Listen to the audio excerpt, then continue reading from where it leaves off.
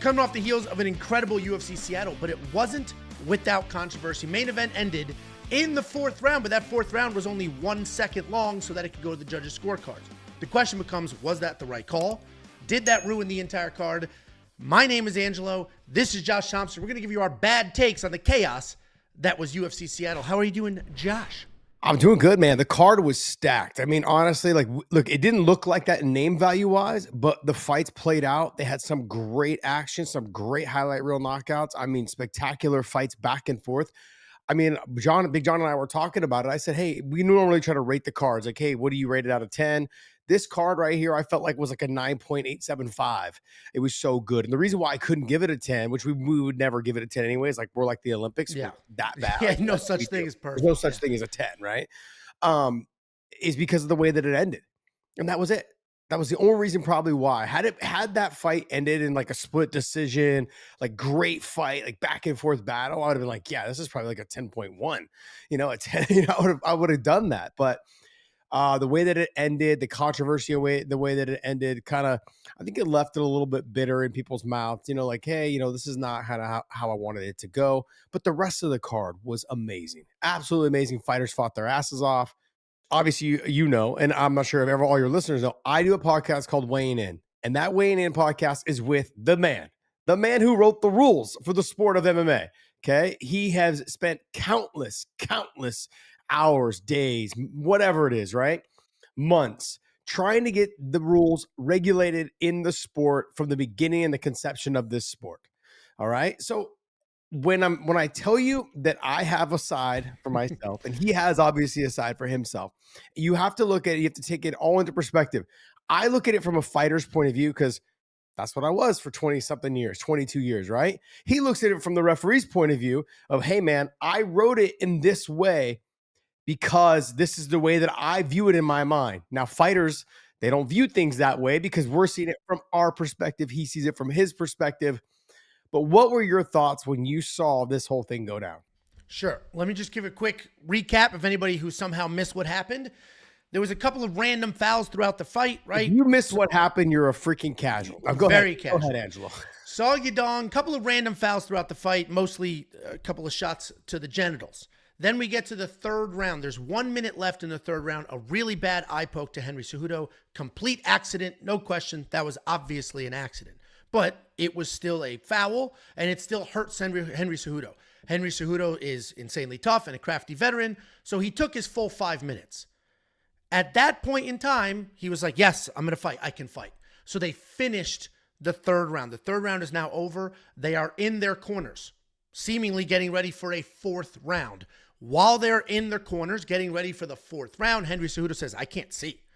Ultimately, the referee hears that and is like, okay, instead of calling this fight right now, I'm going to go ahead and start the fourth round, because if I start the fourth round, we can then go to the judges' scorecard and get an outcome. So that is what happened. They went to the fourth round. It was literal 1 second, start, stop. They went to the judges' scorecards, and the judges said Song Yadong won that fight. So my take is, I agree Song won that fight. If you're going to end the fight there and you have to pick a winner based on what happened, Song won the fight. My issue with all of this is when Henry Cejudo took his full 5 minutes, he has two options. One, I cannot continue. I can't continue. I can't see. I can't continue. It is what it is. At that point, if he were to do that, it would be a no contest, right? It was an accidental foul, not intentional. It would be a no contest. There is not a winner. There is not a loser. It just is what it is. It sucks. And we've seen that in many fights. Half of Cody Brunage's fight end like that. But that is not what happened. Henry Cejudo said, I can see. I will continue. And then he did continue for a full minute. In my mind, once he said, I'm good, that penalty, that foul, the eye poke, that is gone. It's gone. It's in the past. It's done. He said he could continue. The fact that he fought for a full minute, then went to the corner, said, my eye is bothering me, and then they were able to restart the fight just to go to the scorecards. If you went to your corner and said, I can't see, I cannot see, that fight is over. Call the fight, it's over. And it is not a no contest because you said you could continue and did continue. So in my mind, that's a TKO win for Song Yadong. You can't leave your corner, you're done. Fight's over. You said you were good to fight. I let you fight.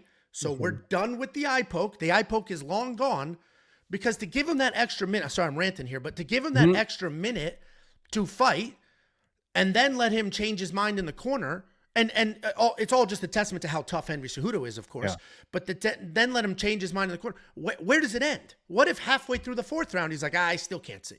Like, once you said, I will continue, and the doctor allows him to continue, that foul's, it's gone. Why are we discussing it a minute later in the corner? So that's my whole take. I feel like it should have been a TKO for Song Yadong because Henry could not leave the corner. Okay, you completely threw me off because you were like sending me texts last night, like ranting about some bullshit that I was like, okay, I just kind of tuned you out. This total Angelo shit. Like, I was like, okay, what? He's on one right now, man. You've been drinking. I was like, yeah, how many whiskeys have you had? Sunday is my drinking day. Sunday is the I don't drinking drink day, Saturdays because of this, so I drink Sundays. But the bottom line is, yeah, I could see it going that way. 100%. I was actually texting with Jason Herzog last night, and he's like, look, he wanted to compete, tried to give him every chance we could. He changed his mind. Next best thing I could do for him is score the cards. Well, that's not for him because that screwed him. No. But the thing is, like, no, he's backing up, Angelo, what you just said. He wanted to compete. I let him compete. Sure. Yeah. The next best option is, that's all I could do, is I could just go to the cards. That's it. I couldn't do anything else. Well, he could have waved it off in the corner. The guy says he can't see. Why are you going to the cards? Can't see. TKO loss. No, I understand what you're saying. I get it, but he already said that he wanted to compete, and now he changed. Like, basically, he changed his mind. Yeah. You know, like, hey, I just can't see it. Like, okay, like you just said, the foul and the penalty is gone now. You said you could go. It's gone. You can't use the headbutt excuse or the eye poke excuse if after you said you were fine. After you said you were fine. And that's so then now when you get back to the look, I didn't think of it that way, to be honest. I didn't think of it that way. Yeah, I got you. Yeah. I don't know. It's so weird because like when you hear casuals the way they think, okay. Well, hold on. Let's back up. Weird to me. Let's back up. Casuals. I like that though. Look, it was you got me thinking in a different direction now because like he did say he could compete. And it should be null and void. Like, hey, once you said you could compete, you said you're go. That foul is no longer bothering me. And let's move on. And he did the best he could. Now, that's something that like later today, I think I'm supposed to have a discussion with Herzog again, possibly on our podcast. And then we got Austin Vanderford on again also later.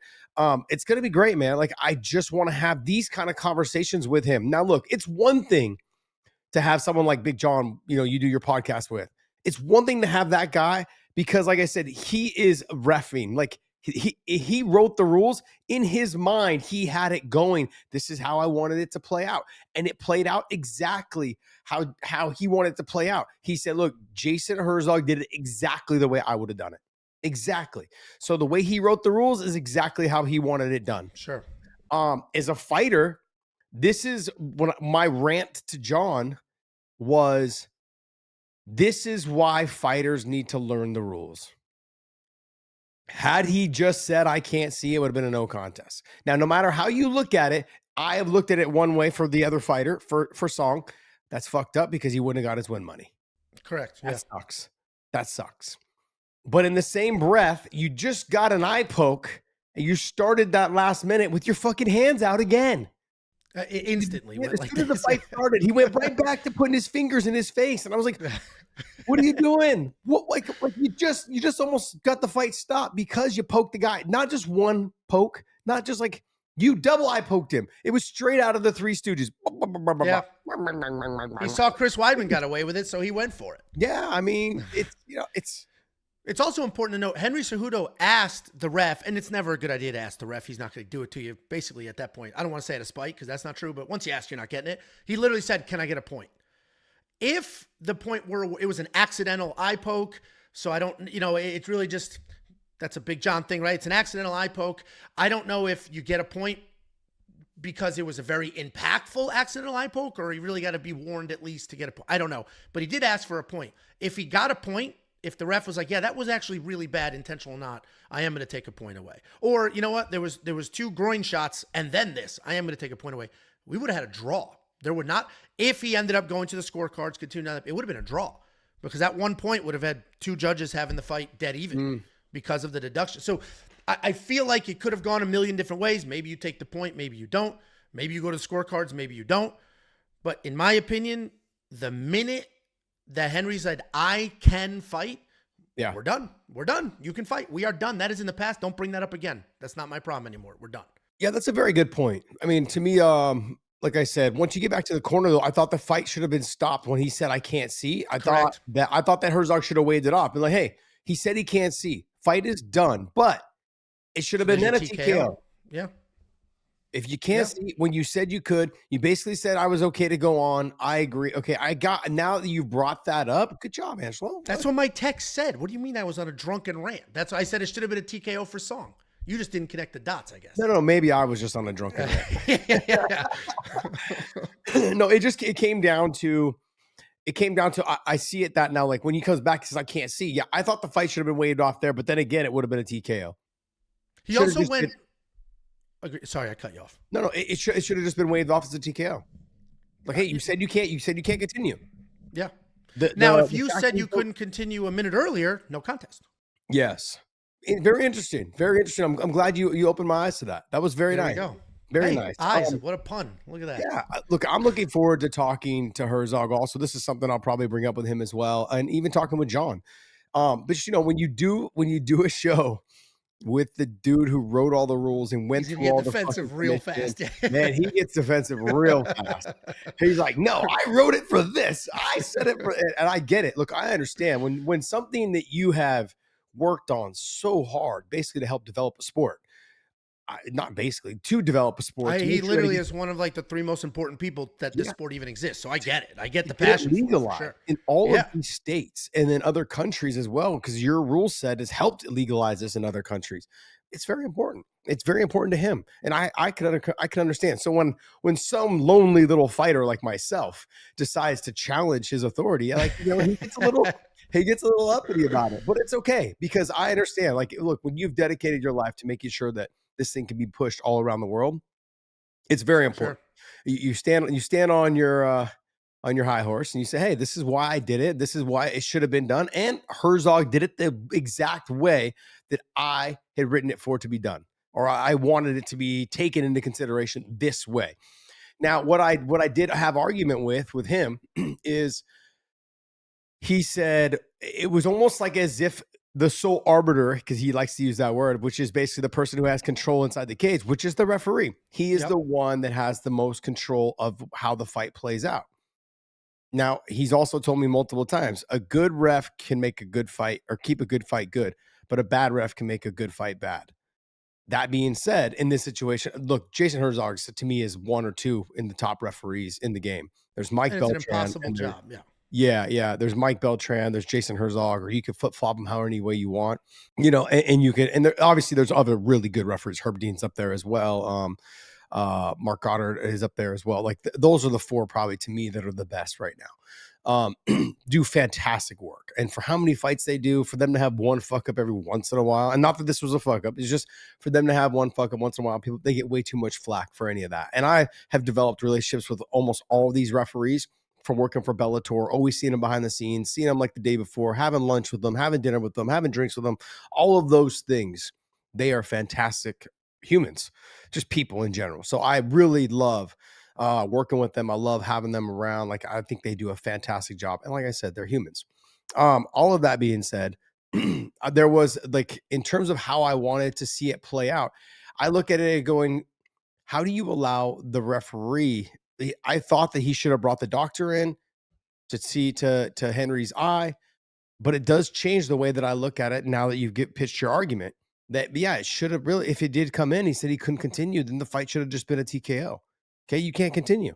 The fact that they took it into the third round, I thought it was still on this is the process though. I don't know the rules as much as, and no fighter does it. When Henry starts asking for a point, he's not looking for a way out. He's looking to even the cards. Correct. He's looking to level the field. He's looking to say, hey, now I'm back in this fight. He had no intention of quitting if you're looking for a point. Yeah. Yeah. He knew that the fight was kind of getting a little bit out of reach. And now if I get a point taken, it's now back to being level. If I won one of those rounds, it's a level fight. Now I got 2 rounds to get this win. When you don't get that point deduction, becomes a problem. And I don't know if he was just fading. He's 38 years old. I don't know if is he 38? I think he's 38. He's 38, yeah. Yeah, And and at a low weight class, which is like and 58. that's very difficult. Once the Yeah. speed is gone, and like you start slowing down. Song was, obviously has a fucking granite chin because he took some big shots. He was all yeah. busted up and everything, but still, you could tell he was like, look, I got this fight. I can just keep going. This is a 5-round fight against a world-class wrestler. You haven't been able to take me down. I got this. But when you have the referee going, hey, I'm going to start this fight, it just, I think for the casual fan and even fighters going, hey, how did you do that? Like, why did you do that? It could have been a no contest. Yeah. And Big John yelling at me going, no, we don't want a no contest. We want, the fans want an outright winner. Bellator, or not Bellator, UFC wants an outright winner. They want to make sure that there is a winner, a clear-cut winner, so they can move on from this. And you even heard in the post-fight press conference, one of the media guys go, hey, are we looking to run this fight? He's like, no. He's like, absolutely not. He's like, I have no interest in it. He's like, well, why would you not? He's like, because I don't want to see it again. Do you want to see it again? Like, that lets you know that he's not happy with the situation and how it played out. Yeah. The fight didn't live up to his potential, even though I thought it was a good fight. Yeah. It was a good fight for the 3 rounds. But I think also too, Dana hates when fighters do that. You either want to fight or you don't. If you can't fight, you can't fight. Don't ask for points. That's one. 2 is don't try and play the game. But that's what fighters are going to do. Of course, and he's a crafty veteran. He's going to do what he can do. He'll take his full 5 minutes. He'll ask for a point. The best wrestlers in the world, they game the system. Best basketball players in the world, they game the system. They know what they're doing. Football players, basketball players, MLB players, all of them. The best athletes in the world game the system. They try to do anything they can to gain an edge. Their paycheck depends on it. Their fight, all this stuff depends on it. The record, everything. And in this situation, he was doing what any crafty veteran would have done. Unfortunately, he didn't know the rules well enough, and it backfired. Yeah, the rule thing's definitely interesting because they could have explained it. Hey, if you're done right now, it's a no contest. Who could have explained it? The referee, like, well, can you fight? Can you fight? I'm talking about during the fight. It's the referee's best interest to get in front of media and start talking shit. The reason why we're even having this conversation with potential Jason Herzog coming on the show is he's got Big John to back him up, and it's the two of them against two against one fighter who doesn't know the fucking rules. So that's what makes it fun. Like the two of them against me. You got the guy who wrote the rules and the guy who was actually in the cage enforcing them, enforcing the rule. And then against a lonely fighter who's been retired for 5 or 6 years now. And it's like, what are you going to say? What are you going to do? Like, no, that's not what they're doing. Yeah. Well, and it's funny because the fighters definitely don't know the rules, because if we just go back last week when Gabriel Bonfim got similar type situation, but there was no foul. He took a question mark kick to the head, got to the corner in between rounds, and in the corner he said, I can't see. So they waved the fight off. He couldn't see. And his opponent, Nazim Sadikov, was like, because he didn't realize he just won by TKO. He thought there was like some sort of no contest situation. It's like, no, you kicked that guy in the head, and because you kicked him in the head, he couldn't see. You won this fight. And then he was like, oh, I can't believe I just won. So there is definitely a lot of confusion, and maybe if the fighters knew the ins and the outs of every specific piece, there would be different outcomes. There would be different choices and things like that made. But my whole thing, just to recap it, I was surprised that after Henry said, I can continue, and they let him continue, that once he got to the corner and said he can't see, I don't care why you can't see. A minute ago you could. You can't continue in this fight, then the fight's over, you lose by TKO. This is how you know fighters don't know the rules. There's 2 fighters that were cage side calling the fight. None of them said anything. Yeah, they didn't know what was going on. Nothing to say. And look, there's no disrespect to them whatsoever. I work with the guy who wrote the rules, and I still don't know what the hell's going on most of the time. Sure. I know more than probably all of the other fighters, only because I have spent time picking his brain. This was a situation I just wasn't familiar with. Sure. I knew that they had to start the 4th round for it to go to the scorecards. I knew that. I don't know if the other fighters did. Bottom line is like, those are things that I knew. I also, like, until today, right now, when you brought that up, once you restarted the fight, you say, hey, I'm good to go. That means that your vision was fine. Yeah. And if you lied, you lied. It's either way. That foul was no longer relevant for you to continue the fight. You continue the fight. Now let's move on. You get into the middle of the round. It should have been a TKO. 100% agree. When you say you can't see it, you can't see. Done. Done. Yeah, Fight and over. John, and while you're defending this, John's going to say, but we need an outcome. That's why we have these scorecards. We need an outcome. But you would have had your outcome Yeah. if you waived the foul. So what's the statute of limitations on the foul, intentional or otherwise? I guess that's the question. What's the statute of limitations there? Let me just Is it that 5-minute window? If it's the 5-minute window, at the end of that 5 minutes, you either continue or you don't, and that's it. Well, let me make this clear as well. You don't automatically get, see, this is probably something you didn't know. You don't automatically get 5 minutes for an eye poke. I thought you got 5 minutes No, for only for a groin. Only for a groin shot, because that's something you can't, a ref has no idea. Once you can once you can say you can see, you should be fighting. That's what it is. Like, that's why they started giving them the heat press. You really don't get 5 minutes for an eye poke. It's like, hey, once you say, okay, look, I'm ready to go. If you're saying your vision's blurry, the doctor should come in and be like, yeah, you can't continue. Yeah. Because it was the main event, they gave him a little bit more leeway. Had that been like the opening fight on the prelims, they'd have been like, okay, called it. Yeah. Done. Like, let's move on. Next fight. Because the fighters that are at the top of the chain, right? The experience, the people paid for this event. They paid for this fight. This is the fight they paid for. Let's shape the rules a little bit more to make sure that the fans get what they paid for. Sure. You know? Yeah, and it all makes sense. And Jason Herzog's heart was in the right place. Like, all right, let's get an outcome here. So that all made sense. I understand going to the scorecards, all those pieces. What I don't understand is how you're allowed to go back to a foul that we wiped away. And I guess we'll find out. And I'm going to find out. I'm going to find out today. I'm going to find out today because, look, I am going to be doing an interview with Austin Manford later today. And when I do that, I'm going to obviously talk to John before that, and we're going to have a conversation about, is this another reason why I actually am more interested now on why it wasn't a TKO. Once you say you can't see between the rounds, I want to know why it's not a TKO then. That's, man, Angelo, I got to say this, man. We got to rename it's Good Takes. It's good. It actually should be Good Take, Bad Take. We cannot call it Good Takes. I had a great take. Because we are going to far outweigh the good takes with the bad takes. So that's why we're going to keep it as bad takes.